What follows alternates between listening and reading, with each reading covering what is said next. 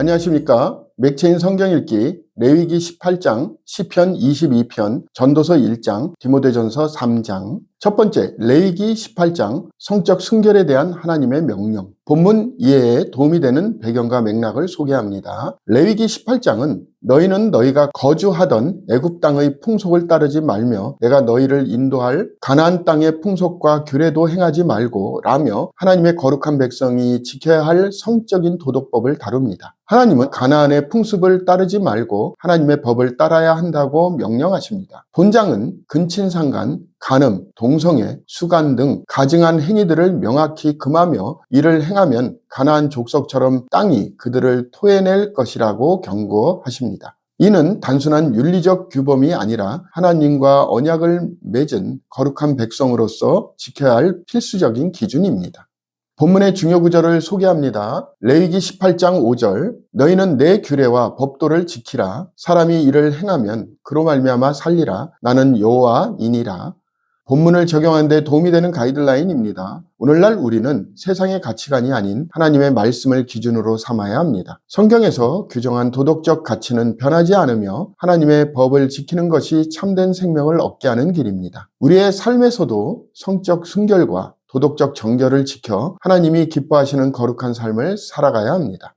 두 번째, 시편 22편 메시아의 고난과 승리. 본문 이해에 도움이 되는 배경과 맥락을 소개합니다. 시편 22편은 다윗의 시이지만 예수 그리스도의 십자가 사건을 예언적으로 묘사한 메시아 시편으로 알려져 있습니다. 내 하나님이여 내 하나님이여 어찌 나를 버리셨나이까는 예수님께서 십자가 위에서 하신 말씀이며 본 시편은 그분의 고난을 세밀하게 예언하고 있습니다. 특히 내 겉옷을 나누며 속옷을 제비 뽑나이다는 예수님의 십자가 처형에서 그대로 성취되었습니다. 그러나 시편의 후반부는 하나님의 구원의 승리를 선포하며 이방인들도 하나님의 통치를 인정하게 될 것임을 예언합니다.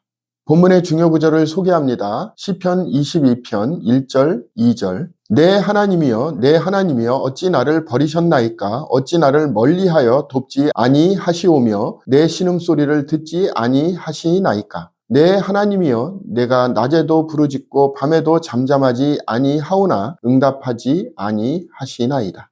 본문을 적용하는 데 도움이 되는 가이드라인입니다. 오늘날 우리는 고난 속에서도 하나님의 신실하심을 신뢰해야 합니다. 예수님께서 십자가에서 겪으신 고통을 통해 우리의 죄가 사해졌으며 우리의 아픔을 아시는 하나님께서 결국 승리로 이끄신다는 확신을 가질 수 있습니다. 따라서 어려움 속에서도 낙심하지 말고 예수님의 십자가와 부활을 바라보며 믿음으로 나아가야 합니다. 세 번째, 전도서 1장 모든 것이 헛되다. 본문 이해에 도움이 되는 배경과 맥락을 소개합니다. 전도서 1장은 솔로몬이 인생을 돌아보며 헛되고 헛되다라고 선언하는 서문입니다. 그는 태양 아래에서 행하는 모든 일이 무익하며 인간의 노력은 결국 아무것도 남지 않는다는 사실을 깨달았습니다. 그는 지혜도 수고도 쾌락도 결국 허무함을 피할 수 없음을 강조하며 인간이 진정한 만족을 얻기 위해서는 하나님을 경외하는 것 외에는 길이 없음을 시사합니다. 본문의 중요 구절을 소개합니다. 전도서 1장 2절에서 3절 전도자가 이르되 헛되고 헛되며 헛되고 헛되니 모든 것이 헛되도다. 해 아래에서 수고하는 모든 수고가 사람에게 무엇이 유익한가? 본문을 적용하는 데 도움이 되는 가이드라인입니다. 오늘날 우리는 세상의 성공과 재물, 지식이 영원한 만족을 주지 못한다는 사실을 기억해야 합니다. 참된 만족은 하나님과의 관계 안에서만 발견될 수 있으며 세상의 것들이 아닌 영원한 하나님의 나라를 바라보며 살아야 합니다. 결국 하나님을 경외하며 그분의 뜻을 따라 살아가는 것이 참된 지혜이며 헛되지 않는 삶의 길입니다.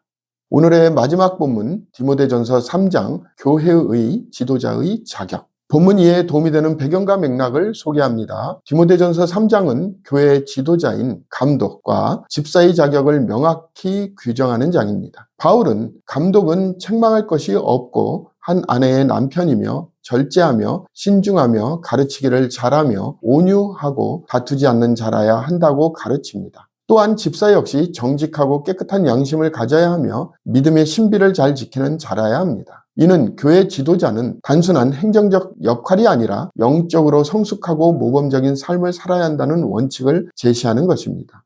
본문의 중요 구절을 소개합니다. 디모데전서 3장 2절에서 3절. 그러므로 감독은 책망할 것이 없으며 한 아내의 남편이 되며 절제하며 신중하며 단정하며 나그네를 대접하며 가르치기를 잘하며 술을 즐기지 아니하며 구타하지 아니하며 오직 관용하며 다투지 아니하며 돈을 사랑하지 아니하며. 본문을 적용하는 데 도움이 되는 가이드라인입니다. 오늘날 우리는 교회 지도자들이 단순한 행정관리자가 아니라 신앙의 본이 되어야 한다는 점을 기억해야 합니다. 감독과 집사의 기준은 단순한 능력보다는 인격적 성숙과 신앙의 신실함에 초점이 맞춰져 있습니다. 교회 지도자가 성경적 기준에 합당한 삶을 살아갈 때 공동체는 건강하게 세워질 수 있습니다. 따라서 우리는 교회 지도자들을 세울 때 성경적 기준을 따라야 하며 스스로도 이러한 삶을 살아가도록 노력해야 합니다.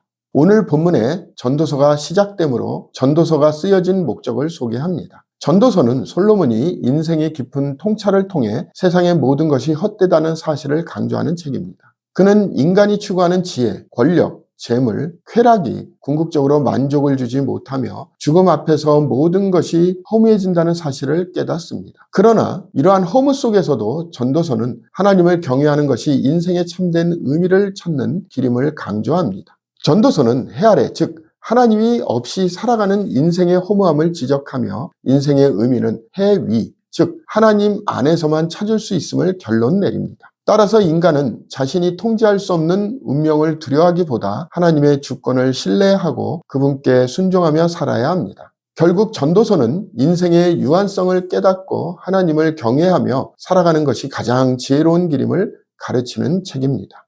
감사합니다.